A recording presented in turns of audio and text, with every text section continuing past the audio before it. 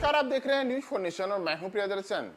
बिहार के मुख्यमंत्री नीतीश कुमार देश की सियासत में एक ऐसे राजनीतिज्ञ के तौर पर जाने जाते हैं जो लीक से हटकर अलग फैसला लेने में ऐसी ऐसी स्थिति करते हैं कि हर किसी को चौंका देते हैं। और इन दिनों नीतीश कुमार एक बार फिर से अपने बयानों से, अपने निर्णयों से न सिर्फ अपने साथियों को चौंका रहे हैं बल्कि विपक्षी भी हैरत में पड़े हुए हैं। जी हाँ, ये बातें इसलिए क्योंकि नीतीश कुमार हाल के दिनों में अपने कुछ ऐसे बयान दिए हैं जिन बयानों पर अगर आप गौर करेंगे तो वो बयान उनके साथी यानी कि जो विपक्ष को एकजुट करने की पहल नीतीश कुमार ने की थी उस इंडिया गठबंधन के साथियों के बयानों से भिन्न है। और इतना ही नहीं, नीतीश कुमार ने अब अचानक से दिल्ली जाने का यानी कि G20 का जो दिल्ली में शिखर सम्मेलन हो रहा है और उसके लिए आज ही राष्ट्रपति द्रौपदी मुर्मू की ओर से तमाम जो वहां पे डेलीगेट्स आए हुए हैं और देश के तमाम मुख्यमंत्री हैं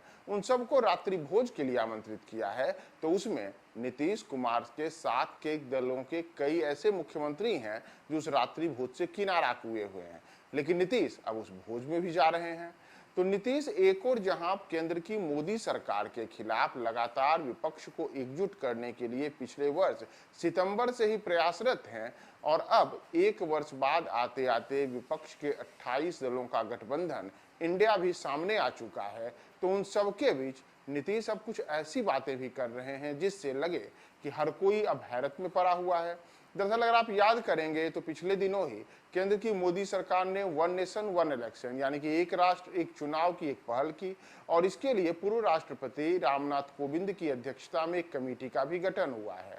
तो इसे लेकर के जब नीतीश कुमार से सवाल किया गया था तो नीतीश कुमार ने भी पिछले दिनों कहा था कि एक राष्ट्र एक चुनाव तो पहले भी होता रहा है, तो इसमें कुछ नया नहीं है, यह स्वागत योग्य है। एक और जहां नीतीश कुमार ने इस पहल की सराहना करते हुए इसे स्वागत योग्य तब कहा था, वहीं दूसरी ओर अगर नीतीश के साथियों पर नजर डालेंगे यानी कि इंडिया गठबंधन में मौजूदा जो अन्य दल हैं, चाहे वह कांग्रेस हो, चाहे वह बिहार में नीतीश की साथी राष्ट्रीय जनता दल हो या फिर दिल्ली के मुख्यमंत्री आम आदमी पार्टी के नेता अरविंद केजरीवाल हो या फिर देश के कई अन्य नेता हों जो कि मौजूदा समय में इंडिया गठबंधन में शामिल हैं,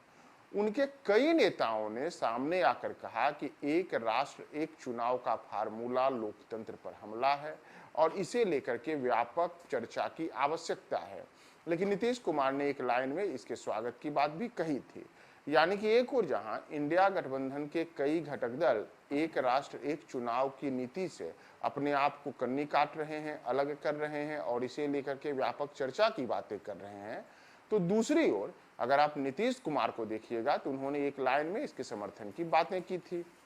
अब अगर आगे आए तो इंडिया गठबंधन से न केवल इसे लेकर के नीतीश के एक अलग किस्म के राय सामने आई, बल्कि जो G20 का दिल्ली में शिखर सम्मेलन चल रहा है उस शिखर सम्मेलन को लेकर के भी नीतीश कुमार और इंडिया गठबंधन में शामिल जो शेष दल हैं उनके नेताओं के बीच में अलग किस्म की राय दिखती है। दरअसल जो ये शिखर सम्मेलन है और आज उसका रात्रि भोज राष्ट्रपति की ओर से दिया जा रहा है, तो उस रात्रि भोज में जिन लोगों को आमंत्रित किया गया है उसमें केंद्र की मोदी सरकार में शामिल तमाम केंद्रीय मंत्री शामिल हैं, साथ ही साथ देश के जो तमाम राज्य हैं वहां के मुख्यमंत्रियों को आमंत्रित किया गया है।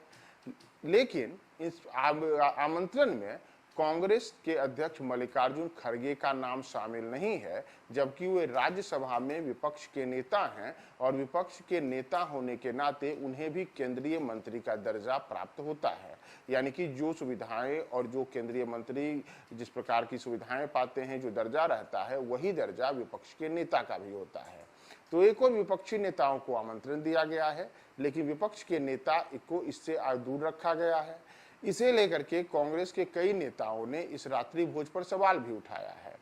लेकिन इन सब के बीच नीतीश कुमार इसमें जा रहे हैं। इतना ही नहीं, कांग्रेस के कई जो मुख्यमंत्री हैं यानी कि अलग अलग राज्यों में जो उनके शासित राज्य हैं वहां के मुख्यमंत्री इसमें नहीं जा रहे हैं, चाहे वो कर्नाटक के मुख्यमंत्री सिद्धरमैया हो या फिर छत्तीसगढ़ के मुख्यमंत्री बघेल हो या फिर राजस्थान के मुख्यमंत्री अशोक गहलोत हो। ये तमाम नेता इस रात्रि भोज से कन्नी काट चुके हैं, अलग हो चुके हैं और माना जा रहा है कि इसके पीछे की एक बड़ी वजह यह है कि मल्लिकार्जुन खड़गे को इस रात्रि भोज के लिए आमंत्रित नहीं किया गया है। लेकिन नीतीश कुमार जहां कांग्रेस के साथ तमाम विपक्षी दलों को जोड़ करके एक इंडिया गठबंधन बना चुके हैं, वे अब रात्रि भोज के लिए दिल्ली पहुंच चुके हैं। वे दिल्ली में रात्रि भोज में शामिल होंगे। संभव है वहां पे उनका आमना सामना प्रधानमंत्री नरेंद्र मोदी से भी हो, जिनसे वे करीब 18 महीनों के बाद पहली बार आमना सामना कर सकते हैं। तो नीतीश कुमार के जो ये पहल है, जिसमें कि नीतीश कुमार का बयान चाहे एक राष्ट्र एक चुनाव को लेकर के अपने साथी दलों के साथ से भिन्न हो,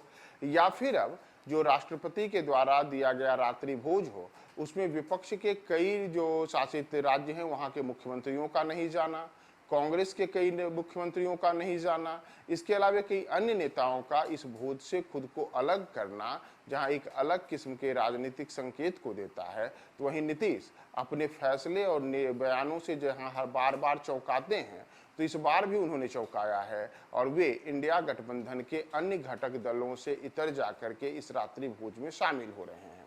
तो इसकी पीछे की वजह क्या है? आखिर क्या कारण है कि नीतीश कुमार एक और केंद्र की मोदी सरकार को सत्ता से हटाने के लिए, भाजपा को वर्ष 2024 के लोकसभा चुनाव में हराने के लिए विपक्ष को एकजुट करने के प्रयास में लगे हुए हैं, और उनका भी जो प्रयास है वह रंग भी लाया है और इंडिया गठबंधन बन करके देश में राष्ट्रीय स्तर पर अब अपनी पहचान कायम कर चुका है। यहाँ तक कि एक दिन पहले ही देश के 6 राज्यों में जब 7 विधानसभा सीटों के चुनाव परिणाम आए और उसमें 4 परिणाम ऐसे दलों के खाते में गए जो इंडिया गठबंधन के घटक दल हैं, तो इसे इंडिया की एक बड़ी जीत भी जदयू की ओर से बताया गया है। लेकिन इन सब के बीच अब नीतीश का इन सब से अलग होकर के अपने ही इंडिया गठबंधन के साथी दलों के साथ भिन्न राय रखते हुए और भिन्न तरीके से रात्रि भोज में जाना एक अलग किस्म का संकेत है। इस संकेत के दूरगामी परिणाम क्या होंगे, हम आपको वह भी बताएंगे। आप हमारे साथ बने रहे न्यूज़ 4 नेशन पे।